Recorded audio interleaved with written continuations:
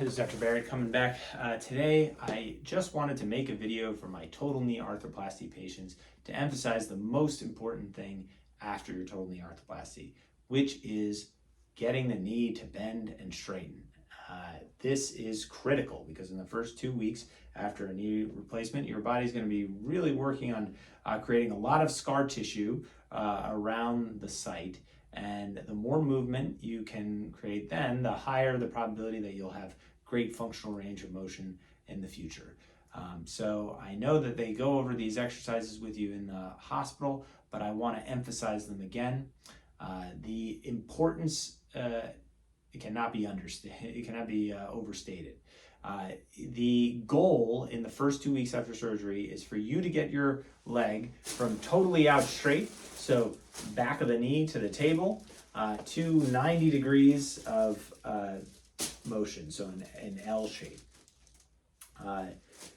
The best way to accomplish straightening is going to be elevating your foot on some sort of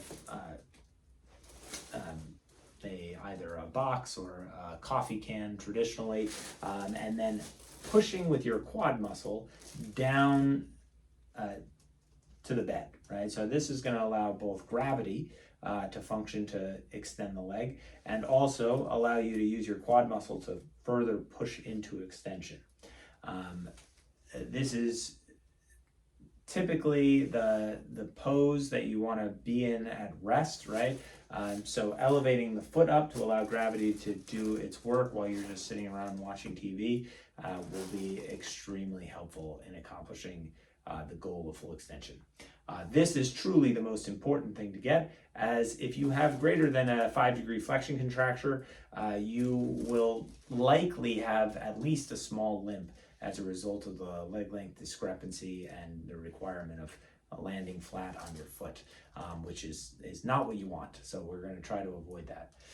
In terms of flexion, some of the things to work on early on, you can start, the easiest way is just to sit up on a high table or a countertop in your kitchen, if you can manage that, and allow gravity to force your leg into flexion.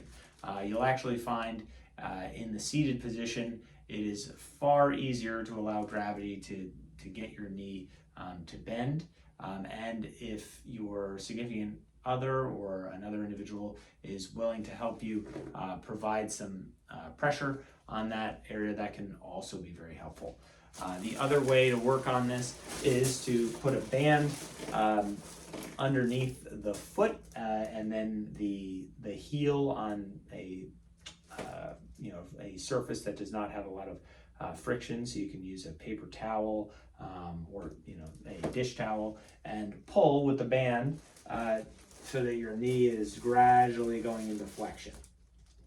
I think the easiest way to actually work on the flexion is to sit on a stool or some sort of rolling type chair, place your foot against a stationary object, and then pull your body, the entirety of your weight, over the affected leg until you can get your kneecap to come over your ankle. That'll represent when you get to about 90 degrees. You can continue this method to pull until your kneecap is almost over the edge of your toes. That'll be about 110 degrees. At 110 degrees, you're going to have a very functional total knee arthroplasty with essentially no deficits. So that's really our goal. Finally, the last thing to work on, and this is simply for quad strength, is going to be the simple leg raise. And this is a really easy maneuver that can be done in bed by just lifting your leg up and bringing it down. And we're going to try to do that 10 times. It'll be very difficult at first, and then we're going to try to do that at least 2 or 3 times a day just to keep that quad muscle firing.